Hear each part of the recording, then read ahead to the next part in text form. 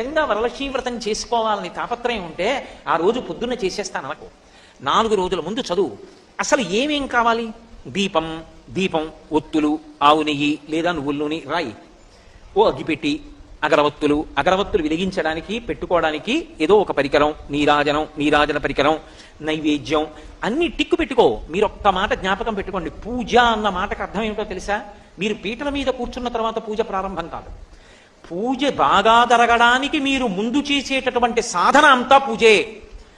పూజ చేసుకోవాలి తొందరగా. అన్ని స్నానానికి వెళ్ళాను అనుకోండి, స్నానం పూజ ఎంత అంతర్భాగం అవుతుంది. నేను తొందరగా తెమలాలి, అందుకు పేపర్ చదవను అన్నాను అనుకోండి, ఇప్పుడు పేపర్ చదవకపోవడం పూజ ఎంత అంతర్భాగం అవుతుంది. పూజ తర్వాత చేద్దామని పేపర్ చదివాను అనుకోండి, పూజకి భంగం అవుతుంది. అందుకే పూజ చేస్తూ ఏం చెయ్యాలంటే, వ్రతం చేసేటప్పుడు ప్రత్యేకించి ఆవలించకూడదు, తుమ్మకూడదు, దగ్గకూడదు, అన్ని నియమాలు ఉన్నాయి.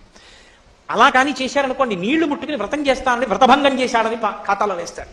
పోతన గారు భాగవతం చేస్తూ కాత్యాయని వ్రత ఉపాఖ్యానంలో ఒక మాట అంటారు. వ్రతభంగంబులు మాను నట్టి వరదున్ వామాక్షు లిక్షించయున్ గత చేలా ప్లవనంబు నేటు వ్రతభంగం వంచు చింతించి పాల తటంజస్త కరాబ్జలై సరస లీలన్ బ్రొక్కిరట్లు అందరు అంటారు. మనం వ్రతం చేసేటప్పుడు ఎక్కడైనా పొరపాటు జరుగుతోందేమో అని ఏం చేయాలంటే, 2 ఉపచారాలు 3 ఉపచారాలు చేశారనుకోండి, ఒకసారి ఆపి మనసుకి వ్యవధానం ఇవ్వాలి మళ్ళీ వెనక్కి రావడానికి. లేకపోతే అది బడలిపోయి తనంత తాను బలవంతంగా పారిపోతుంది. మీరు